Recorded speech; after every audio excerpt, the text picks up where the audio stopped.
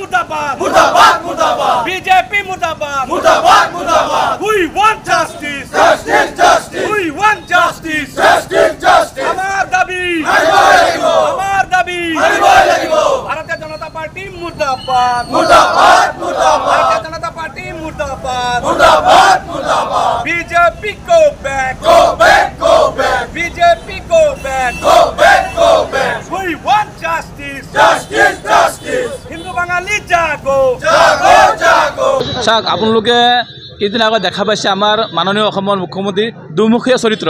কেইদিন আগত দেখা পালোঁ যে অসমত থকা জনগোষ্ঠীৰ ভিতৰত বাঙালী আৰু ৰাজবংশী আৰু নেপালীসকলক গোৰ্খাসকলক ডিপুটৰ সমস্যা সমাধানৰ পৰা পৰিত্ৰাণ দিছিলে, কিন্তু ঠিক তাৰ দুদিন পিছতে আমি তাৰ বিপৰীত চৰিত্ৰ দেখাবলৈ পাইছোঁ যে বেংগলীসকলৰ যি ডিপুটৰ সমস্যা এইবোৰ সমাধান নকৰে, তেওঁলোকৰ গোচৰ চলি থাকিব। কিন্তু আমি এই ক্ষেত্ৰত অসমৰ মাননীয় মুখ্যমন্ত্ৰীজনক আমি জনাব বিচাৰিছোঁ যে আপুনি এনেকুৱা ধৰণৰ ললিপপ লৈ আমাৰ বেংগলী সমাজলৈ ধেমালি নকৰিব, নহ'লে আপোনাৰ যেনেকৈ আমি অসমৰ আপোনাৰ মুখ্যমন্ত্ৰী গাড়ীত বহাইছোঁ অনাগত দিনত আমি তেওঁলোক আপোনাৰ 2026 চনত আমি আপোনালোকৰ মুখ্যমন্ত্ৰী আসনৰ পৰা আমি আমাৰ গাড়ীচ্যুত কৰিব পাৰিম। আমি গণতান্ত্ৰিকভাৱে প্ৰতিবাদী কাৰ্যসূচী হাতত ল'বলৈ বাধ্য হৈছোঁ, কিয় আমাৰ যিটো সমস্যা এই আমাৰ সমস্যা আজিৰ পৰা নহয়, বহুত দিন আগৰ পৰা 70 বছৰ কংগ্ৰেছ আছিল, তেতিয়াও আমাৰ সমস্যাবিলাক আছিল, কংগ্ৰেছে আমাৰ সমস্যাবিলাক সমাধান কৰি দিয়া নাই। তাৰ কাৰণে আমি লাষ্টত বাধ্য হৈ বিজেপিক সমৰ্থন কৰিবলৈ বাধ্য হৈছোঁ। কিন্তু বিজেপি চৰকাৰো আজি ইমান দিন হৈ গ'ল খালি প্ৰতিশ্ৰুতিয়ে দি আছে, প্ৰতিশ্ৰুতিৰ পাছত প্ৰতিশ্ৰুতি, কিন্তু আমাৰ সমস্যাবিলাক সমাধান কৰা নাই। তো আমাৰ সমস্যা যদি সমাধান কৰিব নোৱাৰে তেনেহ'লে আমি কংগ্ৰেছৰ লগত যিটো কৰিছোঁ আজি বিজেপিৰ লগত একেই কাৰ্য কৰিবলৈ বাধ্য হ'ম। আমি 26ত ইয়াৰ প্ৰত্যুত্তৰ দিম। হয়, আজি আমাৰ প্ৰায় 15 দিন ধৰি আমাৰ এই কাৰ্যসূচী আৰম্ভ হৈছে গোটেই অসমত, শদিয়াৰ পৰা ধুবুৰীলৈকে। আমাৰ প্ৰতিদিনেই বিভিন্ন ডিষ্ট্ৰিক্টত বিভিন্ন আঞ্চলিকত আমাৰ যি বাঙালী যুৱ ছাত্ৰ ফেডাৰেশ্যন গণতান্ত্ৰিক আন্দোলন ধাৰাবাহিকভাৱে চলি আছে আৰু চলি থাকিব।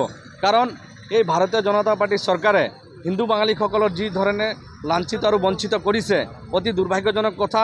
ইয়াত গোটেই অসমত আপোনালোকে সকলোকে অৱগত যে হিন্দু বাঙালী বিনে দিছপুৰত হওক বা দিল্লীত হওক কোনো চৰকাৰে ৰাজনীতিত নিজৰ গাদী দখল কৰিব নোৱাৰে।